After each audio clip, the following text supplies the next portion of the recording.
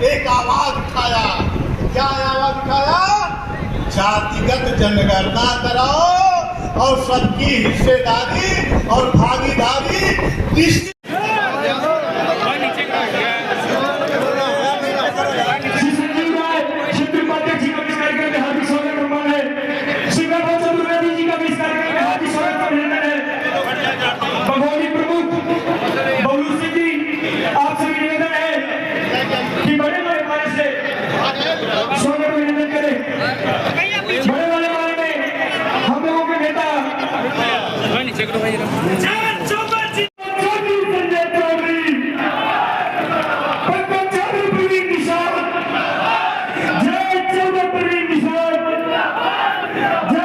ये कौन सा मजाक कर रही है?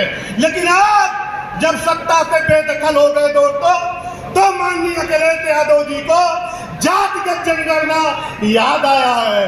नहीं नहीं नहीं नहीं, इनको जातिगत जनगणना नहीं कराना है। इनको आपका वोट, आपका जो अमूल्य वोट है, उसको किसी तरह लेना है और एक बार पुनः सत्ता पर काबिज हो जाना है।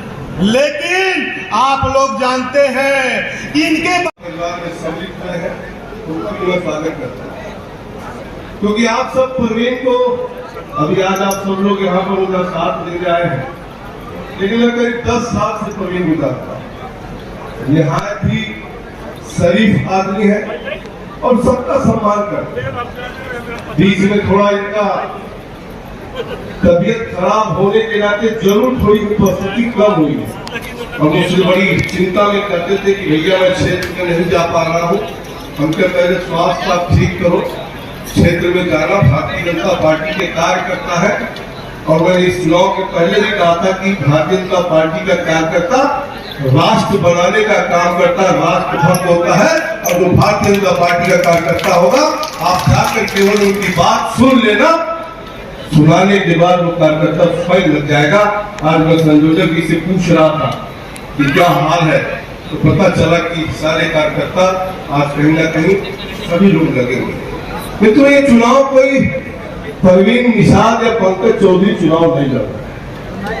ये चुनाव कहीं ना कहीं हम देश के तकदीर और तस्वीर का फैसला करते हैं। क्योंकि अगर आप आजादी के 60 साल तक देखो तो एक परिवार, एक पार्टी की सरकार इस देश में बनी है। और अगर आप 10 साल देखो तो 2014 के बाद से नरेंद्र मोदी भी इस देश का बागडोर संभाल रहे हैं। इन दोनों में अगर अंतर करोगे आप, क्योंकि मैं मानता हूं कि अभी बहुत सा काम बाकी है, अभी कुछ का मकान बनना बाकी है, कुछ का शौचालय बनना बाकी है, कुछ का पेंशन बनना बाकी है, बहुत काम बाकी भी है। लेकिन जब आप तुलना करेंगे कि 2014 के पहले का भारत क्या था, 2014 के बाद का भारत क्या है, 2014 के पहले उत्तर प्रदेश की क्या स्थिति थी और 2014 के पहले संत कबीर नगर की क्या स्थिति थी, जब आप मूल्यांकन करेंगे तब आपको समझ में आएगा।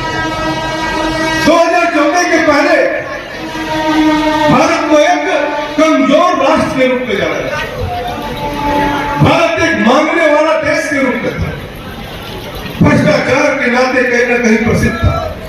2014 के पहले कोई महीना नहीं बीतता था जब कहीं ना कहीं एक भ्रष्टाचार देश के सामने उजागर होता था। लेकिन मैं दावे के साथ कर सकता हूं कि 10 साल के भीतर जब से नरेंद्र मोदी इस देश का बागडोर संभाले हैं, देश में कोई भी भ्रष्टाचार का आरोप किसी विरोधी ने भी हमारे नेता पे या हमारी सरकार पे लगाने की जरूरत नहीं करता। जिस देश की पहचान केवल मानने वाली देश है, अगर कोविड काल में इसी निवेदन के साथ कि 25 तारीख जो कुछ ही दिन बचे हैं, 5 से 6 दिन बचा है, 25 तारीख में हमें 5 से 6 दिन में दिन और रात परिचर्चा करते हुए अपने बूथ पर भारतीय जनता पार्टी के पक्ष में अपने बेटे के लिए, अपने भाई के लिए हम लोग जुट जाएं और निश्चित ही उस सफलता को प्राप्त करने का काम करें जिस लक्ष्य को माननीय मोदी जी ने हम सभी लोगों को दिया है कि अब की बार 400 पार, तीसरी बार मोदी सरकार, और 400 पार में इस खैलाबाद विधानसभा में कमल खिलना चाहिए। इस संत कबीर नगर लोकसभा में अगर हम कमल को खिलाने का काम करेंगे तो निश्चित ही आने वाले समय में जिस सपने को देखना हम लोग चाहते हैं, जिस सपने को साकार करना चाहते हैं, वो सपना हमारी मोदी सरकार और हम सभी लोग सम्मानित साथी लोग उसको पूर्ण करने का काम करेंगे।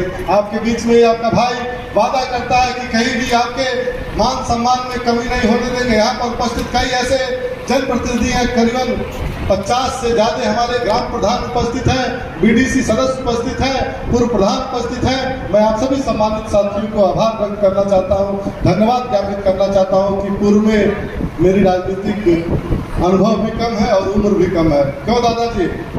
उम्र भी कम है और अनुभव भी थोड़ा कम है।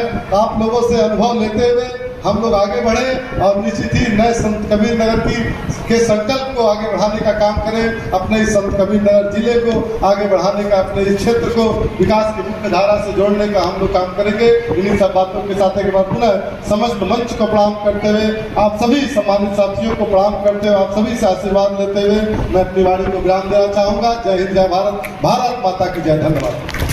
प्रिय सांसद, केंद्र में मंत्री रहे, हम सबके अभिभावक स्वरूप इस कार्यक्रम के मुख्य अतिथि परम आदरणीय पंकज चौधरी जी का एक बार जोरदार तालियों से अभिवादन, अभिनंदन करते हैं। कार्यक्रम में विशेष रूप से इस लोक जनपद की तीनों विधानसभाओं खलीलाबाद, धनघटा, मेहदावल से इस पिछड़ा वर्ग विशेषकर पूर्वी सैकवार सम्मेलन के आयोजन के इस अवसर पर हमारे बीच उपस्थित हम सभी का मार्गदर्शन करने आए हमारे अभिभावक, भारतीय जनता पार्टी के केंद्र में मंत्री रहे, वर्तमान में सांसद, महाराजगंज से प्रत्याशी आदरणीय पंकज चौधरी जी, मंच पर बैठे पूर्व मंत्री, कई बार सांसद रहे।